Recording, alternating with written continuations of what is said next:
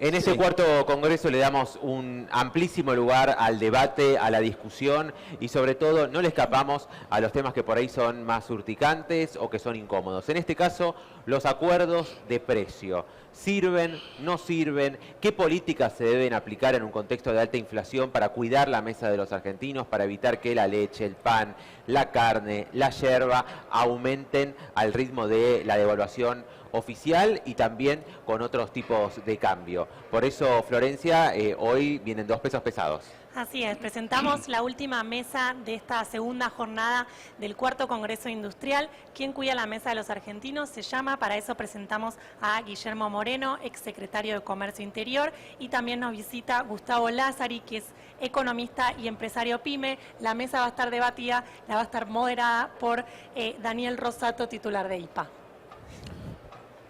Bueno, gracias Flor, gracias Alan, un poco gracias a todos ustedes por estar presentes, gracias Guillermo, gracias Gustavo por haber venido. Bueno, acá el público muestra realmente la preocupación y el interés que hay por este tema, ¿no? La mesa de los argentinos, los alimentos, los precios. Creo que tenemos realmente hoy con Guillermo una gran oportunidad de que nos pueda expresar Guillermo, hablar sobre por qué, dónde está el problema, qué tenemos que hacer en la Argentina. Yo recién decía, Guillermo, aumentar los salarios para que la gente le alcance el dinero para comer, o bien, como dice Guillermo, hay que bajar los precios. Y un poco con esto es que le vamos a dar. Vamos a hacer de que Guillermo hagas una breve exposición, después Gustavo, y después comienza cada uno a plantear un tema y generemos ese debate, ¿no es cierto?, para que realmente, bueno, acá todos puedan escuchar la opinión de cada uno, ¿sí? Y que podamos sacar algo limpio, porque lo que necesitamos en la Argentina, justamente, yo coincido totalmente, es bajar los precios. Los precios están sobrevaluados. Así que, bueno, empezar, Gustavo. Sí. Bueno, primero, ¿se escucha bien? Antes que nada, muchas gracias por la invitación. Gracias, Guillermo, por aceptar este diálogo. Seguramente vamos a aprender más de lo que vamos a dar, así que ya arranco con un déficit negativo. Voy a tratar de ir mejorando. A ver, primero, de vuelta, reitero el agradecimiento a todos los que están presentes. El tema es central, el tema es muy importante. Me une el tema, me entusiasma hablar de la mesa de los argentinos, me entusiasma hablar del bienestar de la gente. Yo creo que lo que ayuda, lo que cuida la mesa de los argentinos es mucha producción, mucho comercio, mucha competencia. Los precios bajan por competencia, los precios bajan por oferta. Si queremos precios bajos, necesitamos ofertas altas. La Argentina está... Y esas ofertas las producen las empresas. Esas ofertas las producen trabajadores y empresas en un marco de competencia y estabilidad. Todo eso casi no lo estamos teniendo. Argentina tiene muy pocas empresas. Somos 600.000 empresas en un país que necesitamos por lo menos 1 millón de empresas más. Pero para empezar a hablar, España con la misma población tiene 3,4 millones de empresas. Chile, si tuviéramos la misma cantidad de empresas por habitante que tiene Chile, deberíamos tener 1,5 millones de empresas. Tenemos 600.000 alicaídas, un cuarto de esas empresas no pueden acceder a créditos bancarios. Es decir, está muy golpeado el sector privado argentino y fundamentalmente el sector productor de alimentos, al cual pertenezco. Hoy creo que voy a usar una palabra muy complicada, muy dolorosa, que me entristece decirla para un país tan lindo y tan noble como la Argentina, que es la palabra inviabilidad. Hoy, para lograr sacar al 50% de pobreza que tenemos, para alimentar debidamente a la población, estamos en una situación de inviabilidad. Inviabilidad significa que no podés lograr tu cometido. No es tan grave porque todos tenemos una inviabilidad en algún tema distinto. Me sobran años, me sobran kilos, no puedo jugar en la primera de ningún club de nada, ¿ok? Soy inviable para eso. Pero la Argentina ha caído en una situación de inviabilidad para sacar gente de la pobreza. Y una inviabilidad que tiene 2 características, y yo me voy a concentrar en una de ellas, porque quizás la otra la sepamos y Guillermo seguramente nos puede aportar muchísimo.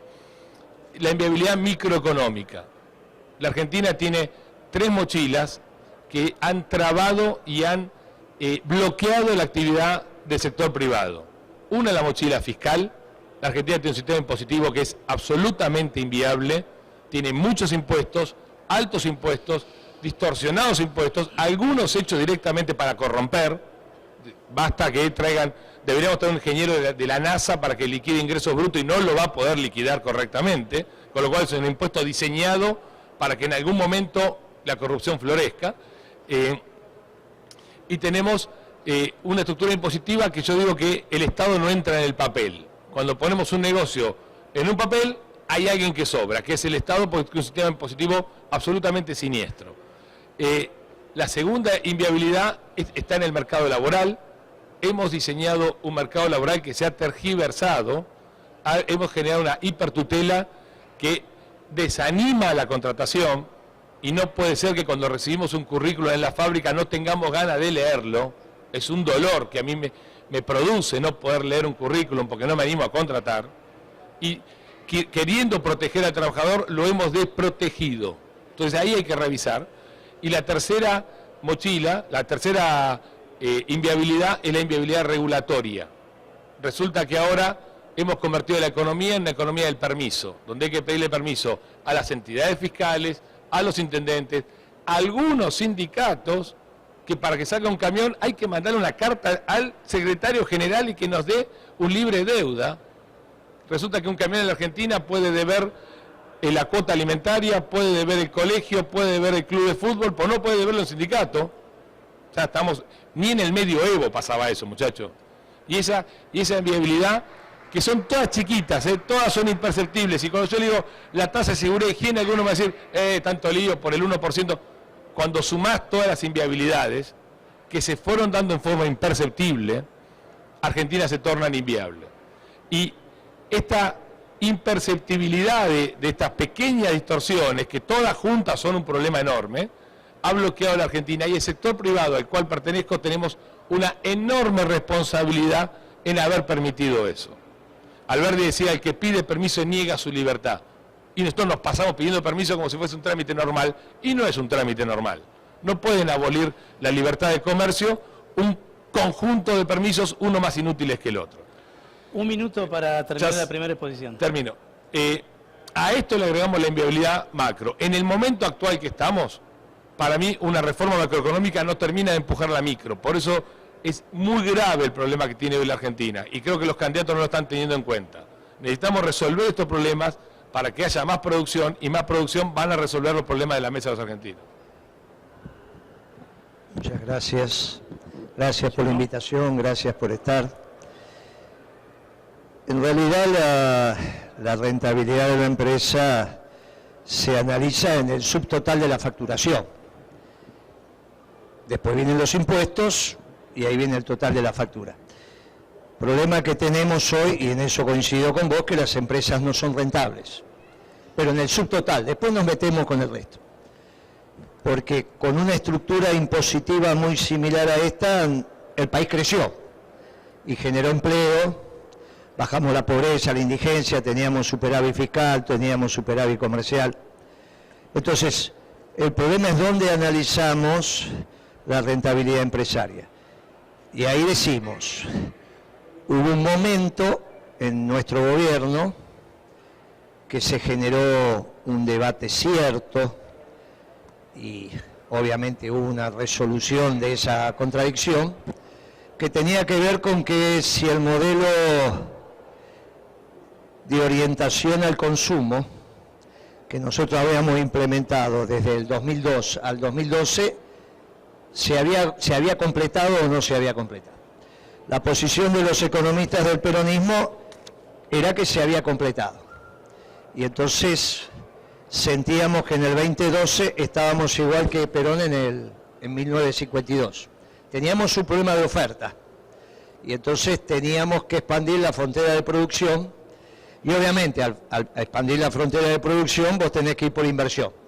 Y ahí vas a tener, obviamente, en el crecimiento por demanda, pero por inversión y no por consumo.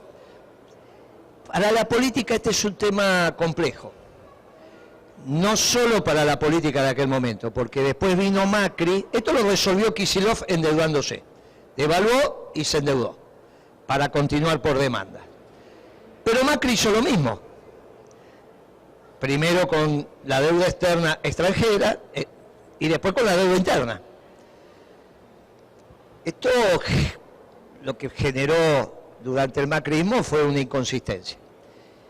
Y lo que tuviste después con Alberto Fernández, al margen de la pandemia y esa tontería de que podías mantener la demanda porque regalabas plata olvidándote de la oferta, fue directamente demencial. Y después seguiste, hoy en este caso con demanda interna, con crédito interno. Hasta que se agotó el crédito interno y tuviste que ir a la emisión purichana como es ahora. Exactamente el mismo circuito de los radicales de Alfonsín, el mismo circuito. Mantener la demanda, la sostener con deuda externa, después con deuda interna y después con emisión. Hasta que llegas al final que estás llegando en este momento. Ahora, ese debate que si hubiese dado, si hubiese tenido un final feliz con la Argentina yendo a un proceso por oferta, hubiese allanado lo que vos estás diciendo. Con lo cual el peronismo irrumpió en ese debate en su mismo momento, en su mismo gobierno. No es que el peronismo siempre es un esquema por demanda. Y los que estaban acá participaron de ese debate mucho, porque lo teníamos en la Secretaría de Comercio. A mí me tocó convocar a los 15 dirigentes, ni siquiera 15 empresarios más importantes de la Argentina. El último que faltó fue Roca, pero mandó a Uriburu, que habló por el nombre de Roca. Y los 15 dirigentes sindicales más importantes, para recrear algo que Perón también había pergeñado cuando se encontró en el mismo punto de agotamiento de la expansión de la economía con una restricción externa, que fue el Congreso de la Productividad y Bienestar General. Y ahí entonces es donde se plantea el primer debate. Si lo que resuelve la economía es la competencia, y esto es el factor anglófilo, o si lo que resuelve la economía es el factor endógeno de la solidaridad entre las partes. En el peronismo planteamos esto, porque no planteamos el hombre lobo del hombre. Y esto nos viene bien ahora para debatir lo que viene, porque lo que viene hoy es la irrupción de un modelo austriaco que solamente va a discutir con el modelo peronista. No hay otra doctrina, quedaron dos doctrinas en la Argentina hoy en pie. La doctrina peronista y la doctrina austríaca, no hay otra. Todo lo demás no le vamos a pedir a los amigos radicales que expresen su doctrina, no hay. Entonces, la revolución que nos plantea Milei va encarando del otro lado la contrarrevolución del ejército blanco, para ponerlo en los términos rusos, el ejército rojo frente al ejército blanco sin los zaristas, obviamente, ¿no? Digamos, los globalizadores frente a los nacionalistas, pongamos el ejército blanco los nacionalistas, el ejército rojo los globalizadores, y las dos doctrinas que sustentan ambos componentes. El primer elemento de debate es, entre nosotros, si somos globalizadores o somos nacionalistas, un nacionalismo de inclusión, que es lo que prescribe el peronismo, no el nacionalismo xenófobo, no el hombre, el lobo del hombre y genero mi identidad destruyendo al distinto, sino que construyo mi identidad incorporando al distinto. Y de ahí se derivan dos esquemas distintos de política económica. Entonces, el primer tema es, ojo con eso de la competencia. Es una visión anglófila, no es la visión histórica de la humanidad, de ninguna manera.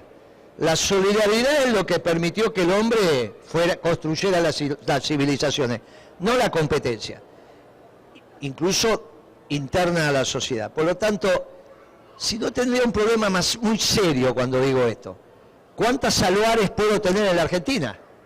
El mercado argentino me permite una, con un proyecto bien interesante que se hizo en la época de Onganía, también diferimiento impositivo, con eso se hizo aluar, papel presa, se hicieron un montón de presas, muy interesante. Ahora, el mercado me da para una, no es como Estados Unidos que me permite tener dos.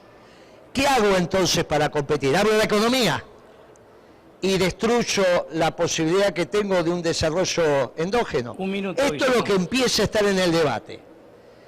Claramente el proceso de comunidad también en la economía nos genera un diseño distinto, que no se enseña en la facultad. Recién este año hubo la primer cátedra de economía peronista en la Universidad de San Martín. También la disciplina ha sido hegemonizada por el pensamiento, entre comillas, universalista de los europeos. Recién ahora vamos construyendo la posibilidad, porque se ha sistematizado, se ha completado, se ha avanzado en las condiciones de generar la transmisión de la economía peronista a nivel universitario, que es distinta y no tiene la competencia como elemento ordenador, tiene el bien común como elemento ordenador, que el que quizás sea gobierno ahora lo niega el concepto de bien común, y tiene la comunidad como elemento constitutivo y no solo el individuo. Y esto es lo que me parece que nos permite enlazar el debate que vamos a seguir de ahora en adelante, basado en la mesa de los argentinos. Bien. Bueno, un poco vamos al principio, ¿no? Es decir, ¿qué hacemos? ¿Aumentamos los salarios o bajamos el precio, el costo de los alimentos? Eso, 5 minutos para plantear la idea. A ver, hay cosas que no podemos dibujar desde nuestra voluntad. O sea, no soy ni el indicado, ni tengo ni la autoridad ni moral ni intelectual para decir, subo ¿cómo se llama el coso, el del agua? Subo la perilla de los salarios y bajo la perilla. No es algo que dependa de nadie, de ninguno de nosotros.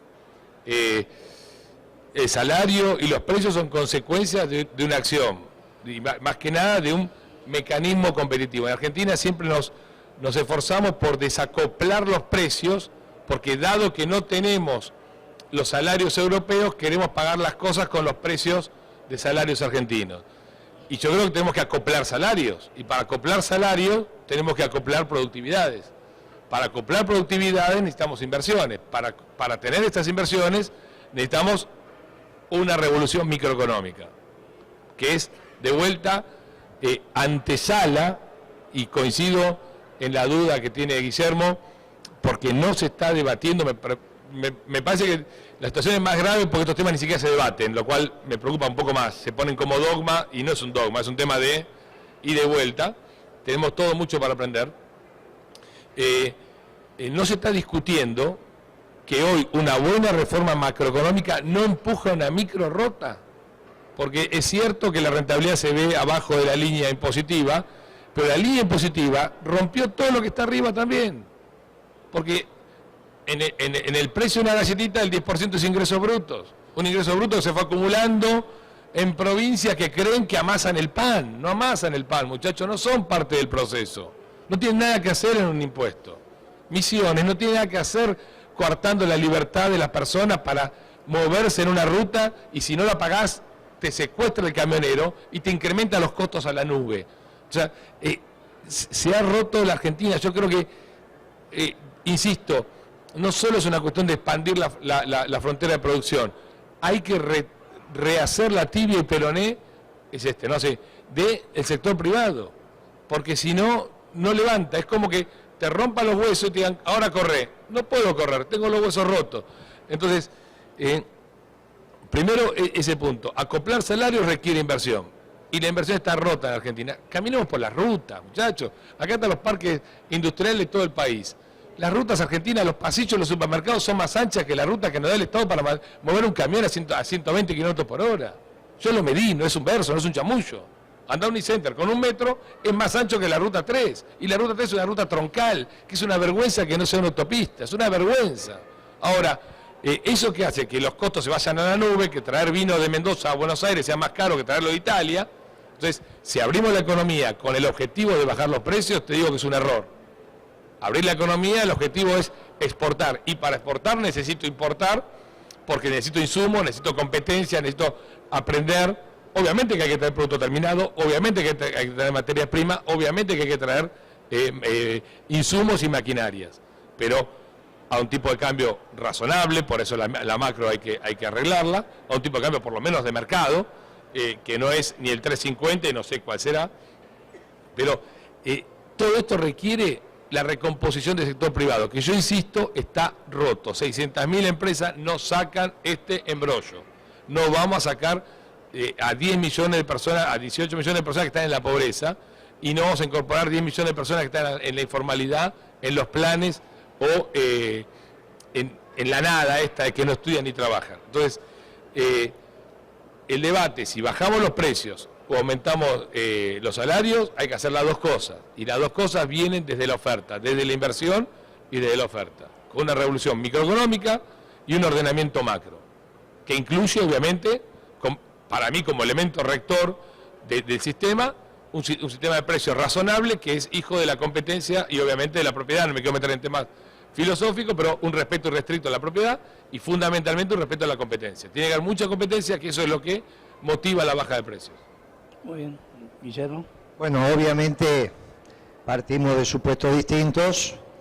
El amigo parte de la competencia, que vuelvo a decir es el concepto anglófilo del siglo XIX, no es de toda la vida, no es así como se construyó la humanidad, ni los distintos pueblos, ni las distintas naciones, eso no es cierto. Los ingleses desarrollaron esa teoría y les fue bien. En determinados momentos de su desarrollo les fue bien. Igual que los norteamericanos, les va bien a veces, explican lo que ellos no hacen. Yo podría decir, mirá, la Reserva Federal administra el sistema financiero norteamericano menos los bancos cooperativos, porque son anteriores a la Reserva Federal. ¿Cómo los bancos? Son tremendamente importantes los bancos cooperativos y ahí no está la competencia. ¿Está bien? Es un hombre y un voto. El sistema lácteo norteamericano y canadiense está basado en las cooperativas y ahí no es la competencia. Entonces, eso que se da como una verdad a priori, la tenemos que someter a la discusión también, porque si no, por ahí nos equivocamos en las soluciones. Ahora, ¿cómo plantea el peronismo la construcción de los precios? Obviamente haciendo costos. El amigo no habló de los costos. Si bien hace costos de su empresa, no habla de los costos, habla de los precios. El peronismo es costos más una tasa de ganancia de capital justo y razonable. En todo caso podemos debatir cuál tiene que ser la tasa de acumulación de capital en la Argentina. Seguramente él no va a defender el 25% anual de la acumulación, va a defender un 7, 8, 9, 10%. O en su defecto va a decir el máximo que puede, pero cuando dice el máximo que puede, no me está poniendo un cuánto. Entonces hay un problema. Hacemos los costos, son los costos. ¿Cuáles son las ventajas de la Argentina en términos de competitivas con respecto al mundo para hacer productos bueno, barato y bonito? Bueno, barato y bonito. Bueno, tenemos dos, que son los alimentos y la energía. Los alimentos porque tenemos una productividad en la zona núcleo de la Pampa Húmeda que hay otras 13 del mundo. Una está imposibilitada hoy porque es Ucrania, otra todavía no está en su plenitud de producción, que es Angola, y la otra sí maximiza, que es el centro-oeste de Estados Unidos. O sea que en la zona núcleo de la Pampa Húmeda nosotros hemos generado un actor económico extraño, que es el que alquila la tierra y se lleva la mitad de la producción. Y eso se llama sistema feudal. Eso no es capitalismo. Porque el siervo de la gleba, cuando se quedaba con la tierra del señor feudal y le daba la mitad de la producción, tipificó un esquema de relación, que se llama feudalismo. Y hoy eso me pasa en la zona núcleo de la Pampa Húmeda. Cada vez que vos comprás el litro de leche o la pieza que corresponde para hacer tu chacinado, le estás pagando al dueño de la tierra el alquiler. Eso no pasa en ningún lugar del mundo. Con una rentabilidad de 15 puntos sobre la propiedad. 15 puntos en moneda dura sobre la propiedad. Eso va a los costos. Tanto o quizá más que el tema impositivo que estás mencionando. Sin embargo, no lo decís. Y cualquiera que haga costos de los productos primarios se encuentra con eso. Porque hoy el alquiler de la tierra va del 45 al 50% de la producción. Claro, el mundo eso lo resolvió. En Estados Unidos se resolvió con la conquista del oeste. Porque en la conquista del oeste, cuando fueron hacia el oeste, que no es llegar al Pacífico, es llegar al centro de Estados Unidos, se encontraron con tierras mucho más productivas que las de la costa. En la Argentina fue al revés. Las tierras más productivas las tenemos al oeste. Por eso cuando vas hacia el oeste, aparece la renta. Ahora, ese es un personaje muy extraño. Extremadamente extraño. que se queda con la mitad de la producción y que me va a los costos del productor. Y eso hay que resolverlo. Por eso la propuesta nuestra tenía que ver con la ley de arrendamiento. O sea, tanto como te pasa en Misiones, te pasa mucho más la zona núcleo de la Pampa Húmeda, y vos no lo podés desconocer, porque es una estructura de costo muy sencilla. Bueno, esa anomalía la tenemos que resolver. Europa la resolvió, lamentablemente con violencia, Australia la resolvió, Nueva Zelanda la resolvió. Hay que resolverla en la Argentina. Tarde o temprano se va a resolver. No puede ser que el trabajador, cuando compra el litro de leche, le esté pagando el arrendamiento a la rural, que se juntan los dueños de la tierra en la sociedad rural argentina. Bueno, esto no puede ser, hay que discutirlo seriamente y ver, hasta alcanzar la productividad que vos estás diciendo. Pero para alcanzar esa productividad, primero tenés que generar un proceso de acumulación que a este precio de la comida es muy difícil, porque a este precio de la comida los salarios inviabilizan a la industria, hasta que alcance el ritmo y la escala necesaria. Y en esto quiero hacer un pequeño paréntesis. Hoy el mundo por primera vez te permite que la Argentina se vuelva a reindustrializar, porque está nuevamente premiando las cadenas cortas de abastecimiento, o sea, de insumos de bienes finales. Con lo cual, la posibilidad de recuperar el mercado hispanoamericano para la manufactura argentina es un problema de voluntad de la política. Obviamente, ganando Milei, esto no te va a pasar. Ganando otro tipo de diseño económico te puede llegar a pasar. Y el segundo tema es el tema energético. Nosotros no tenemos por qué tener paridad de importación en el precio de la energía. Es un absurdo. Si el petróleo es economía de recolección, igual que Cachamayo o los cartoneros, es economía de recolección. Los costos es el costo de explorar y el costo de explotar. Pero no hay un costo intrínseco del petróleo. No es de los petroleros el petróleo. Por lo tanto, nosotros, con el costo de exploración y el costo de explotación, llegamos a un nivel del barril de petróleo que debería dar, más una tasa de ganancia justa y razonable sobre el capital total invertido, y eso es mirar la empresa desde el pasivo, un precio de combustible. En nuestra época tuvimos a 60 centavos del único dólar de exportación el litro de gasoil, y la Argentina fluía. Obviamente, cuando vos lo pones a un dólar y pico, se te arma un lío bárbaro con la logística. Entonces, con los alimentos y la energía, la Argentina está en condiciones de construir un complejo industrial muy importante como ya lo tuvimos. Bueno, Gustavo, ¿respondés a Guillermo o querés una pregunta? Como quieras responder. No, permíteme más que nada, yo una pregunta, Guillermo. Primero, a ver, me da la sensación que nos tentamos en algo que yo creo que no es posible, más allá de que sea quizás atractivo, que es armar los costos de toda una sociedad, porque no son solamente el costo de la energía, sino el costo de toda una sociedad, que es de 50 millones de tipos, que son 600.000 empresas. No podemos digitar los costos desde, no es chicana, desde una junta de planificación, desde un escritorio. Me parece que, deseable o no, inviable, imposible. La economía es mucho más dinámica, más compleja, donde el ministro o el secretario no puede invocar los costos de las empresas. Cada uno hará su costo, obviamente yo hago el mío, cada uno hará su costo y saldrá a la competencia a competir. Eso por un lado. Por otro lado, y esto es pregunta, realmente no es chicana, si fuera así como ¿te puedo tutear?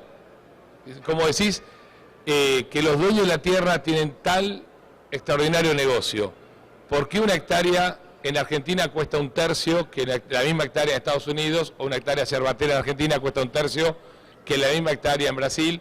Es decir, me da la sensación que no es tan negocio, creo que ese negocio está relativamente roto. Creo que la Argentina no produce ricos, no hay ricos en Argentina. La Argentina es un país pobre, paréntesis, una pobreza que habló el 13 de agosto, y capaz que nos descubrimos que éramos más pobres de lo que pensábamos, y los pobres se expresaron de una manera. Cierro paréntesis, pues no es el tema, pero no entiendo realmente no lo entiendo. Si fuera tan buen negocio no debería valer un tercio. Contestamos sin problema. Mirá, cuando estamos hablando de costos, estamos hablando de la formación de los precios, no del funcionario.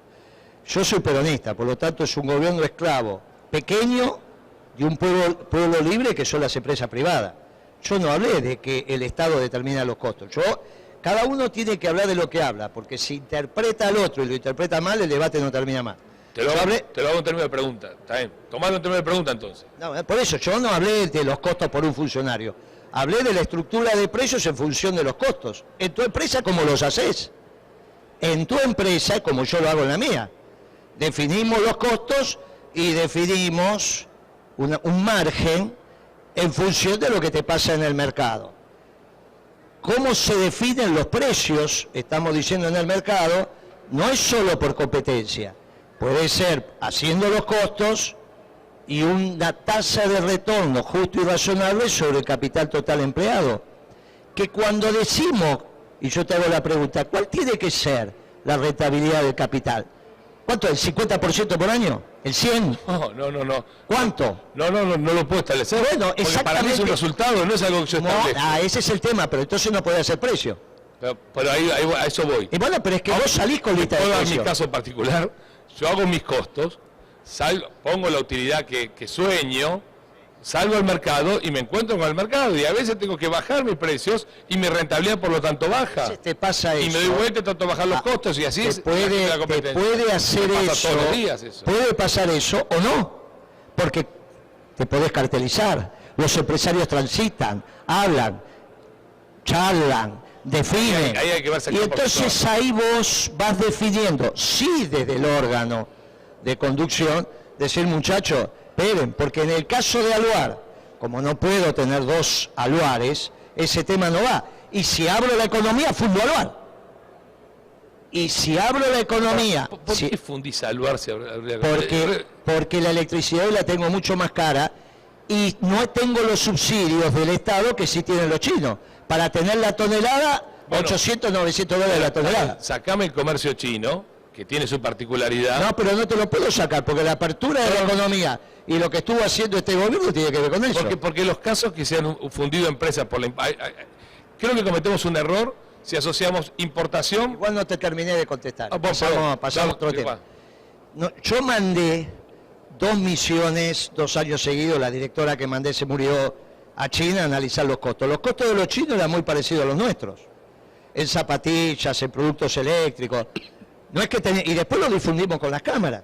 Hicimos un seminario interno y dijimos, mire muchachos, no está tan lejos. Te estoy hablando 10 y 11. Fueron misiones conjuntas de industria y comercio. Los estudios de caso los buscó comercio, obviamente, por las empresas argentinas que también estaban en China. ¿Está bien?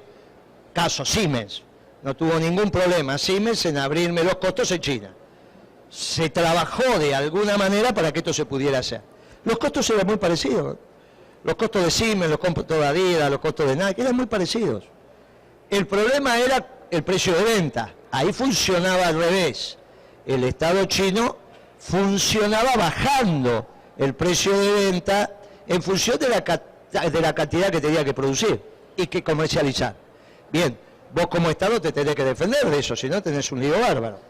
Sobre todo defender al sector que arranca de atrás, que es el sector industrial. Porque la distancia a los mercados la tenemos, salvo el mercado iberoamericano, lo tenemos. Entonces vos tenés que generar un esquema económico que si ponés en el centro de la economía al hombre y el trabajo, tenés que priorizar la cantidad de trabajo que vas a generar en la economía. Y tenés que reordenar los factores de producción para generar la mayor cantidad de trabajo posible. Esto es el buen gobierno. El buen gobierno para nosotros es generar trabajo, no destruir trabajo. Bueno, entonces debate, si ya no es el trabajo el factor que nos diferencia, ya estamos bien. No, pero en ningún momento arranqué diciendo eso. Pero entonces estamos bien. Estamos bien porque lo que ordena no es la competencia, sino el trabajo.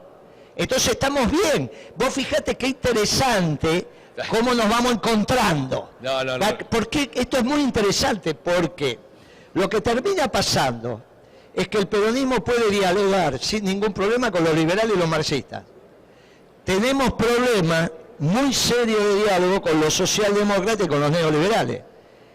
Con los liberales no hay problema, porque el ordenador es el trabajo y el factor que tipifica el valor es el trabajo, no los precios, es el trabajo. Por eso las dos teorías, la objetiva del valor y la subjetiva. Cuando vos me pones en el centro de la actividad de la economía, generar trabajo, estamos en el mismo lugar. En todo caso tenemos matices. En esos matices yo te digo, mirá, necesito que evaluar. Cuando hablamos de mercados de referencia, nosotros ¿qué decimos? Vamos a ser competitivos con los mercados de referencia. No me digas que la industria textil tiene que ser competitiva con Bangladesh. Ese no es un mercado de referencia. Poneme Italia, no, bueno, te fuiste. Bueno, pongamos mercados que tengan razonablemente el mismo sistema social que tiene la Argentina. Si vos me ponés Bangladesh, me llevas a un límite que no puedo llegar. Ese nivel de mercado de referencia es muy importante, por eso el Congreso de la Productividad. Vos ponés el mercado de referencia del Congreso de la Productividad, donde se juntan los que hacen la economía, que no es solo el empresario, también es solo el sindicato, es la fuerza laboral. La empresa es la comunión del capital y el trabajo, en armonía, no en lucha de clases. Ahí nos diferenciamos de los marxistas. Por eso esto es tan importante. No somos ni el hombre del hombre, ni pensamos que la producción se basa solamente en el capital, en la armonía entre el capital y el trabajo. Por eso es un marco teórico distinto. Ni la lucha de clases, ni se lleva todo el capital. Bueno, ahí vos tenés que ir generando los instrumentos. Entre los instrumentos que generar están los acuerdos de precio, siempre entendiendo que son de corto plazo. Nunca vas a tener vos un modelo de desarrollo de mediano y largo plazo con acuerdo de precio. Esto estamos de acuerdo, ¿eh? Esto estamos de acuerdo. A ver, primero, varios puntos. Uno, yo entiendo que el trabajo es ordenador, esto lo empecé diciendo eso, lo que me duele es no leer un currículum, pero no veo contradicción entre trabajo y competencia, no veo una lucha en eso, al contrario, la competencia es un gran promotor del trabajo. En segundo lugar, no asociaría como automático que importaciones es necesariamente la fundición de la industria nacional.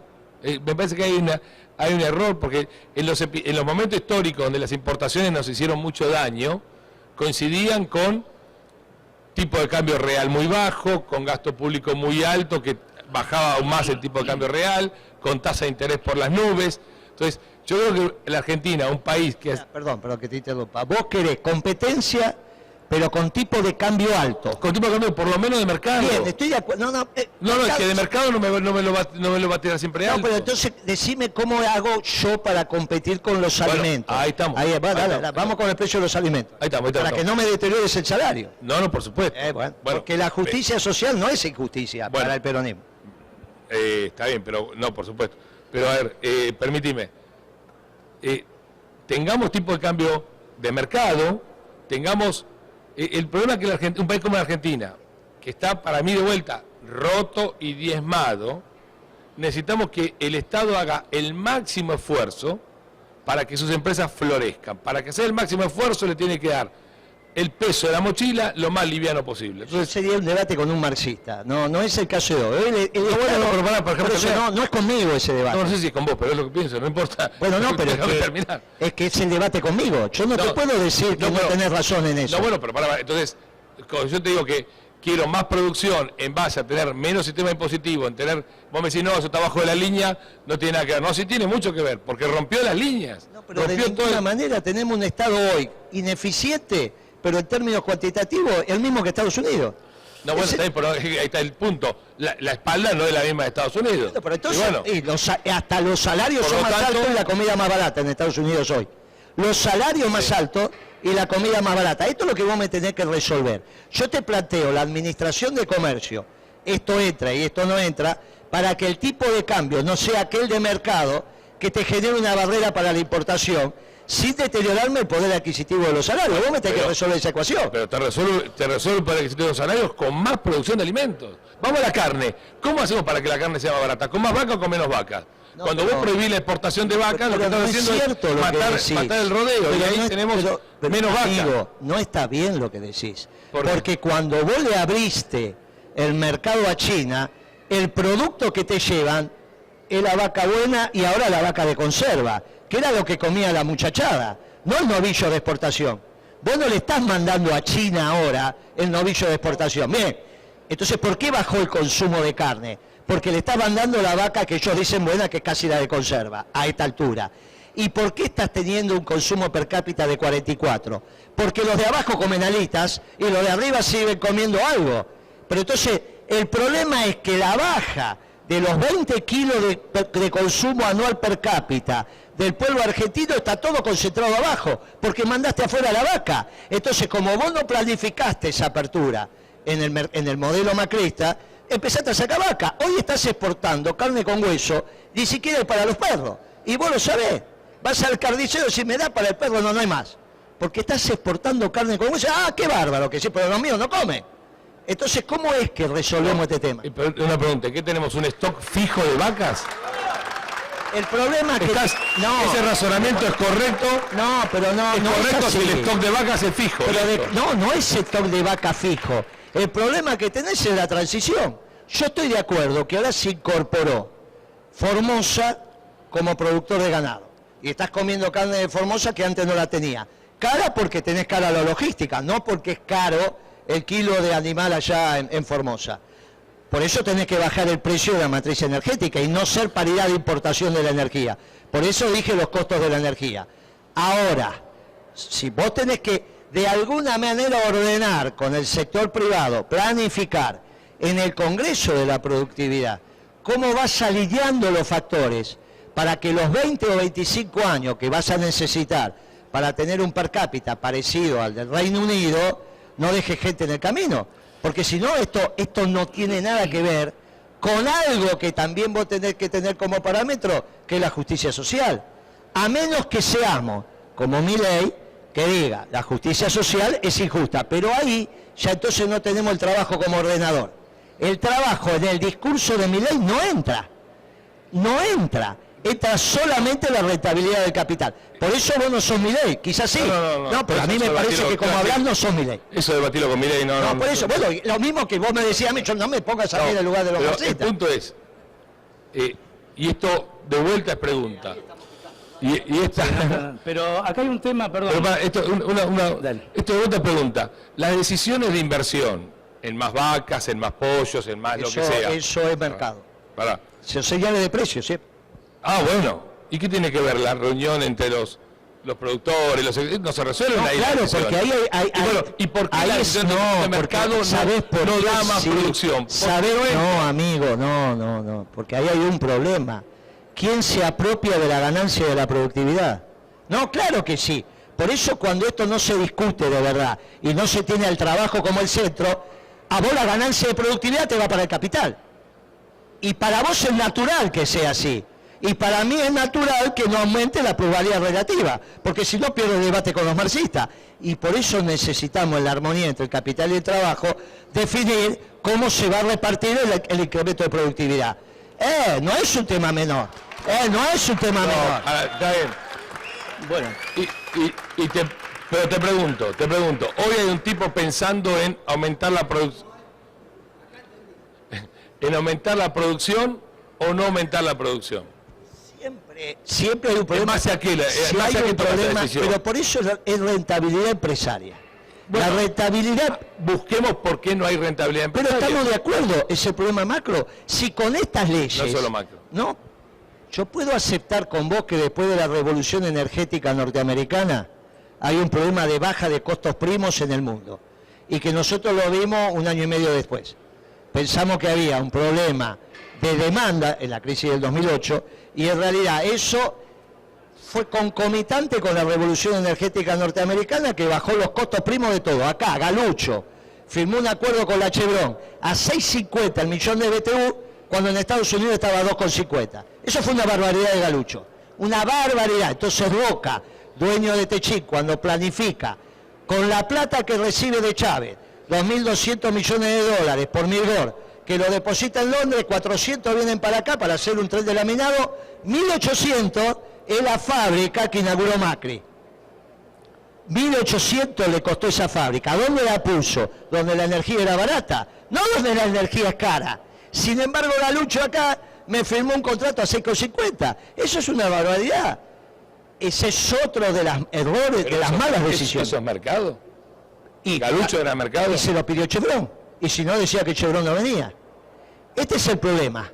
El problema es que ese set de precios relativos que ellos exigieron para venir, y Galucho explicó que si no, no estaban los capitales, cuando vos sabés que primero está el negocio y la plata viene, si hay negocio la plata viene. Bueno, Galucho la explicó al revés, y firmaste un contrato, pero después lo siguió Aranguren. Aranguren siguió, porque claro, no hay un precio del commodity gas, no hay. Él explicó que el gas que traíamos de Bolivia era $14, entonces que 6,50 era un precio extraordinario.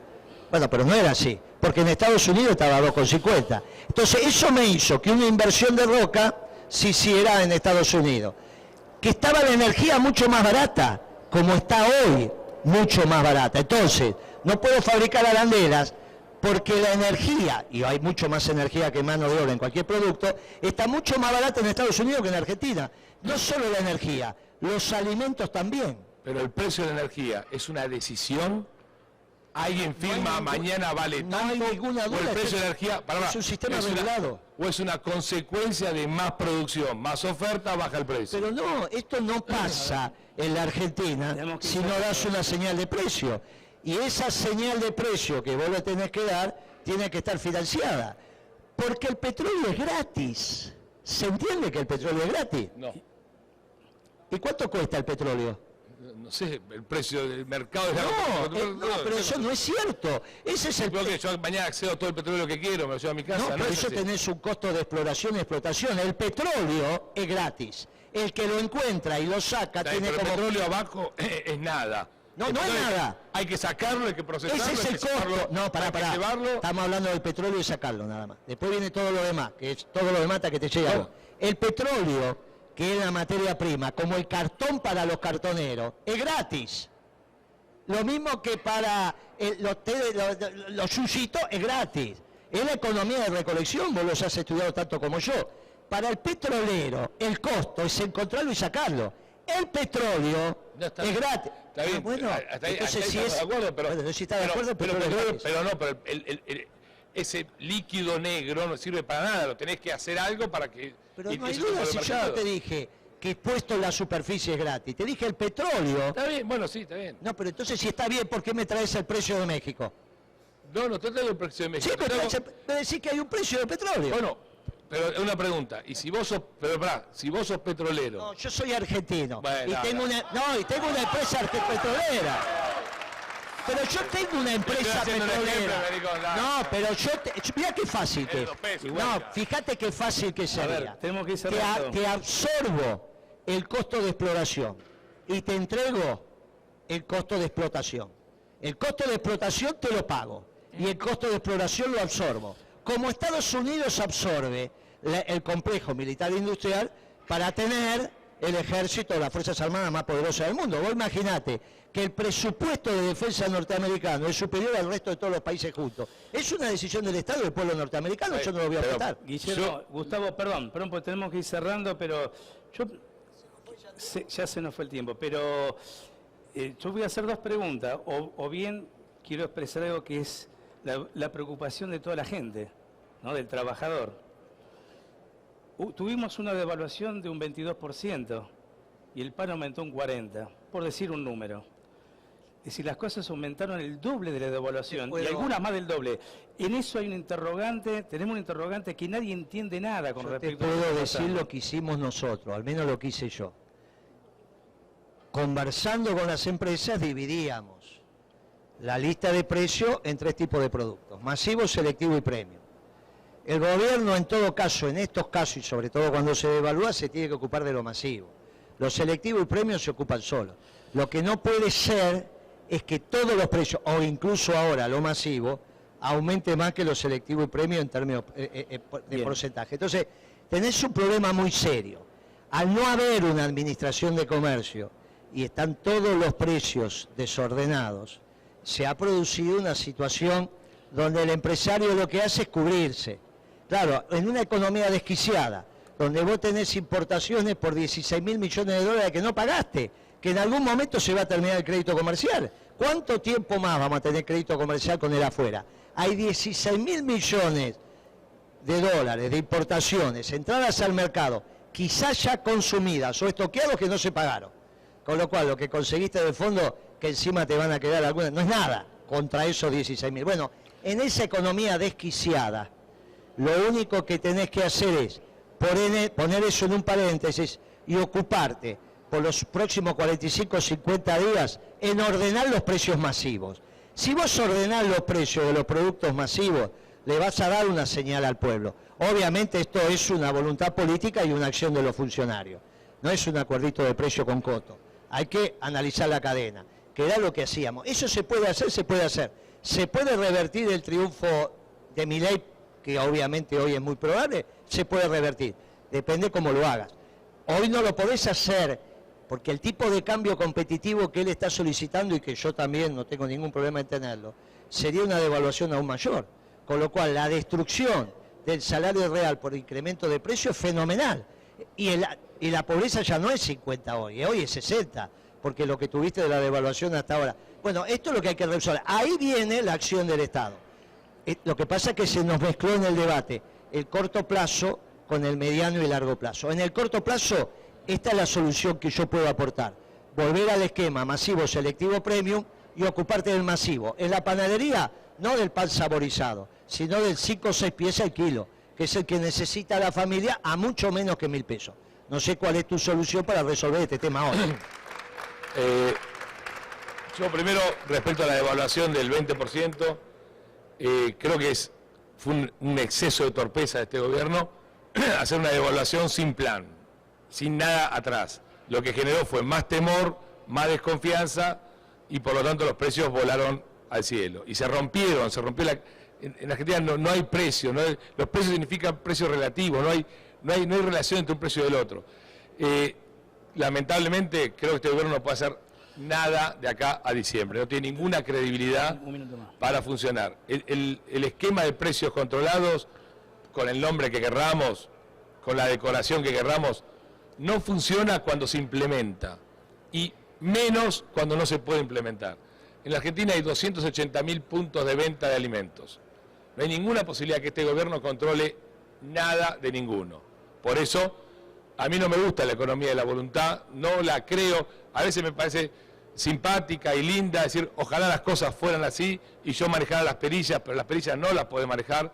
La realidad es distinta, a mí me gusta la economía de la realidad y la realidad te marca que la Argentina tiene un esquema productivo relativamente roto, muy insuficiente y que si vos querés algo para los próximos 90 días, yo lo que haría para la mesa de los argentinos es adelantar las elecciones, porque son muy largos los 90 días.